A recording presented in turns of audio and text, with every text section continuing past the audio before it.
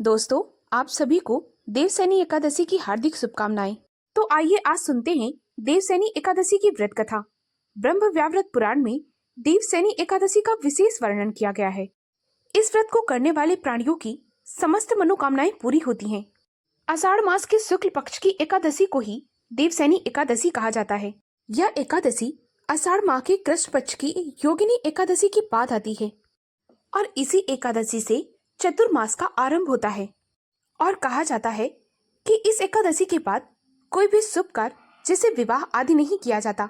माना जाता है कि इस दिन से भगवान श्री हरि विष्णु क्षीर सागर में शयन करते हैं और फिर 4 महीने के बाद उन्हें उठाया जाता है, जिसे देव उठनी एकादशी कहते हैं।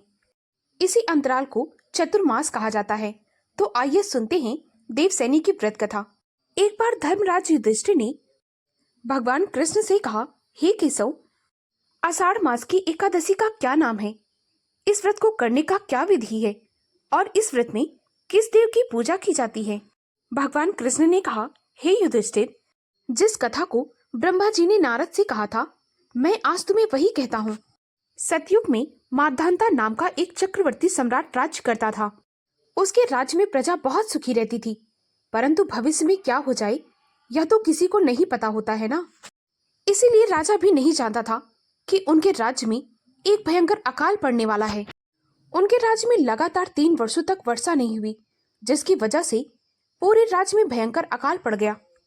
जिसकी वजह से पूरे राज्य में चारों ओर त्राहि त्राहि मच गई और धर्म के कार्य, यज्ञ, हवन, पिंडदान, कथा, व्रत आदि कार्य रुक गए।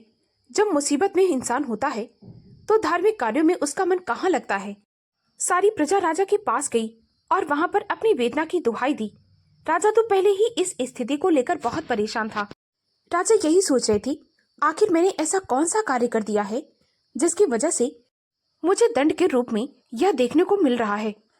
इस समस्या से मुक्ति पाने के लिए राजा साधन तलाशने लगे और इसी उद्देश्य से राजा सेना को लेकर जंगल की ओर चल दिया।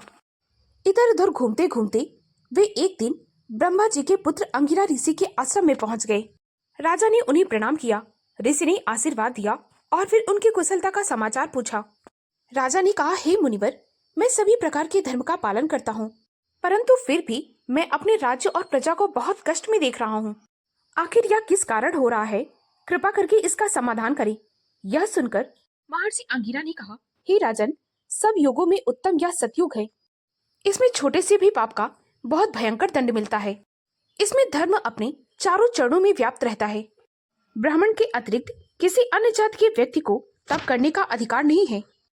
और आपके राज्य में तो एक शूद्र भी तपस्या कर रहा है, जिसकी वजह से बरसात नहीं हो रही है। जब तक वह काल को प्राप्त नहीं होगा तब तक यह आपदा शांत नहीं होगी। जब तक उसकी मृत्यु नहीं होगी यह आपदा शांत नहीं होगी। जब राजा ने यह सब कुछ सुना तो इनका हृदय नहीं मान रहा था कि वो निरपराध शूद्र तपस्वी का समन कर दे। राजा हाथ जोड़े खड़ा हुआ था और कह रहा था, मैं उस निर्दोष को कैसे मार दूं? यह बात तो मेरा मन स्वीकार नहीं कर रहा है। कृपा करके आप मुझे कोई और उपाय बताइए। महर्षि अंगिरा ने कहा, आषाढ़ मास के शुक्ल पक्ष की एकादशी का व्रत करो और इस व्रत के प्रभाव से अवश्य ही वर्षा हो जाएगी। जब वर्षा होगी तो अनाज होगा और फिर धीरे धीरे यह आपदा खत्म हो जाएगी। राजा महर्षि अंगिरा को धन्यवाद देता है और उनकी आज्ञा लेकर अपने सैनिकों सहित अपने राज्य वापस लौट आता है और चारों वर्णों सहित देवसैनी एकादशी का विधि पूर्वक उन्होंने व्रत किया। उसके बाद राजा के राज्य में बहुत मूसलाधार वर्षा हुई और फिर पूरा राज्य फिर से पहले की तरह धन्य धान से भर गया। दोस्तों, तो ये थी देवसैनी एकादशी की कहानी। अगर आपको कहानी अच्छी लगी हो तो प्लीज वीडियो को लाइक और शेयर करें और ऐसी ही धार्मिक कहानियों को सुनने के लिए मेरे चैनल को सब्सक्राइब करें। धन्यवाद।